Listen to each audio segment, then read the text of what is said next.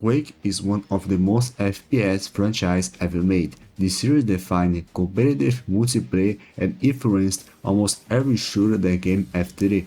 Over the years, the series received several sequels and some players want to revisit, but the big question is, which Quake games are still active in 2026? So in this video, I'll show you every Quake game and which ones are still active in 2026. 4 years ago, the first Quake received a remastered version featuring local split screen, free add-ons, bots, dedicated servers and most important, cross-play between Xbox, PlayStation, Nintendo Switch and cross-platform support with Steam, GOG and Epic Games. But despite the crossplay, the game only has around 5 active servers and only 10 players per day, mostly for North America and Europe. The series consists of traditional deathmatch servers with rocket launch only, hard mode which is like a survival mode, and 4-player co-op campaign. I tried to play on weekends and weekdays, but the player count is still the same, and despite the crossplay, most of the players are on PC, so console players have a disadvantage, and also every version requires a Bethesda account to play online. Now, if you own the PC version, especially the GOG or Steam version, you also have access to the original version, but as an old version, it doesn't run very well on modern PCs, so most players use source ports instead. In this case, I used Quake World. The source port is more popular than the remastered version, with at least 30 players. There's a Quake World website which shows how many people are playing on each server, and also it has the QTV, where you can watch live matches and Twitch streams. So unless you specifically want cross-play or co-op with friends, the remastered version is a good option. Now for the multiplayer, the original version with Quake World source port is the better option. Like the first Quake, Quake II also received the remastered version with the same features. The game has more servers than Quake I, mostly for North America and Europe, and this service consists of traditional deathmatch, co-op campaign and capture the flag.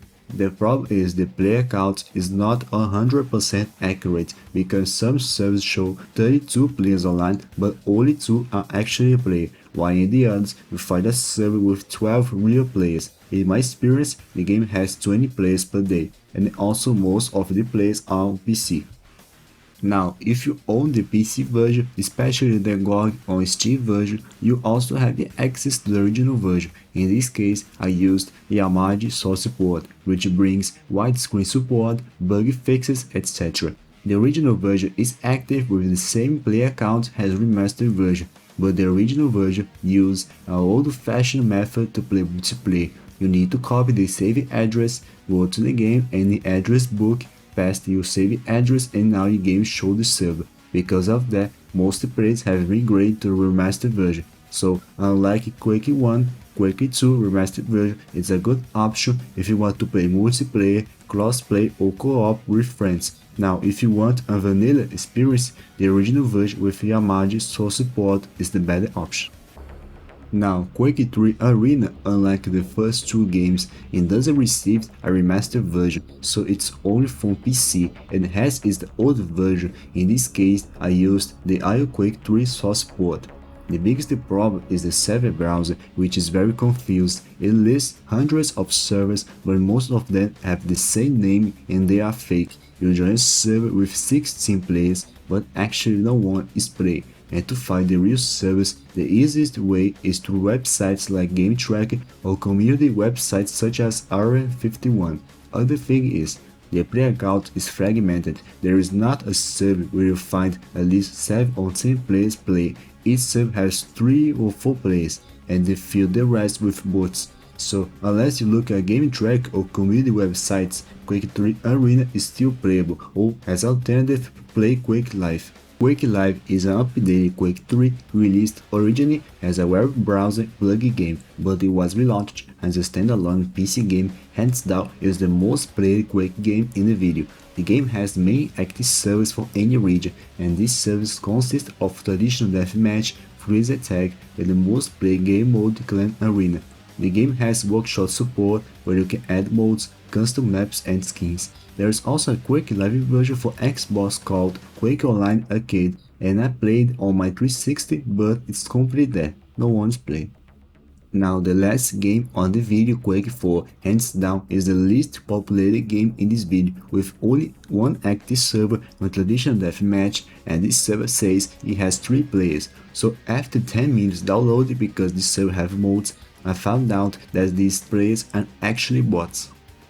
Quake 4 is available only for PC and Xbox 360 and doesn't have crossplay. The Xbox version I tried to play, but it's also dead, and the PC version has a lot of glitches. I can't Alt plus tab when I play this game, so I have to literally close the game. The Steam overlay is broken, and to fix this I have to go to Windows Registry to add the key. And sometimes when I close the game, it glitches my Windows colors, turning very bright. And also, this game doesn't have source port. A while ago, the community tried to develop a source port, but they abandoned the project. Basically, Quake 4 is dead. Some people might ask, what about Quake Champions? I didn't get a thorough analysis about this game because this game works with matchmake unlike other Quake games, but for some reason I don't know why they put region lock by being below 150. As a South America player, no one plays in my region and I can't play in North America servers. And if you are from Oceania or Asia, you can play this game in North America or even European servers. Thanks Bethesda.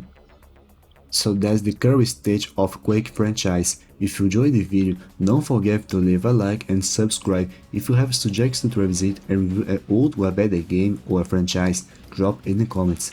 Thanks to watch and I'll see you in the next one.